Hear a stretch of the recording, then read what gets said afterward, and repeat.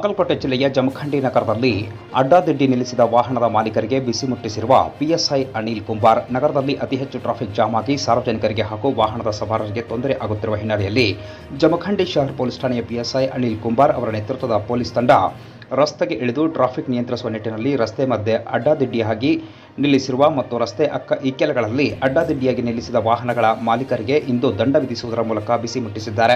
ನಗರದ ಕೋರ್ಟ್ ರಸ್ತೆಗಳು ಮತ್ತು ಗವಳಿ ಗಲ್ಲಿ, ಹನುಮಾನ್ ಚೌಕ್, ಪೋಸ್ಟ್ ಚೌಕ್ ಸೇರಿದಂತೆ ನಗರದ ಪ್ರಮುಖ ರಸ್ತೆಗಳಲ್ಲಿ ವಾಹನಗಳಿಗೆ ಕೆಪಿ ಆಕ್ಟ್ ನೀಡುವ ಮೂಲಕ ದಂಡವನ್ನು ವಿಧಿಸಿದ್ದಾರೆ. ಈ ಸಂದರ್ಭದಲ್ಲಿ ಪಿಎಸ್ಐ ಅನಿಲ್ ಕುಂಬಾರ್ ಅವರು ಸಾರ್ವಜನಿಕರಿಗೆ ಹಾಗೂ ವಾಹನ ಸವಾರರಿಗೆ ಮನವಿ ಮಾಡಿ, ನಗರದಲ್ಲಿ ಯಾರೂ ಕೂಡ ವಾಹನಗಳನ್ನು ಅಡ್ಡಾದಿಡ್ಡಿಯಾಗಿ ನಿಲ್ಲಿಸಬಾರದು, ಸರಿಯಾಗಿ ಪಾರ್ಕಿಂಗ್ ಮಾಡಬೇಕು, ಸಾರ್ವಜನಿಕರು ರಸ್ತೆ ಮಧ್ಯೆ ನಡೆಯದೆ ಫುಟ್ಪಾತ್ನಲ್ಲಿ ಸಂಚರಿಸುವ ಮೂಲಕ ಟ್ರಾಫಿಕ್ ನಿಯಂತ್ರಿಸಲು ಪೊಲೀಸರಿಗೆ ಅವರು ಸಹಕಾರವನ್ನು ನೀಡಬೇಕು, ಟ್ರಾಫಿಕ್ ನಿಯಂತ್ರಣಕ್ಕೆ ಪೊಲೀಸ್ ಜೊತೆ ಕೈಜೋಡಿಸಿ ಎಂದು ಮನವಿ ಮಾಡಿದ್ದಾರೆ.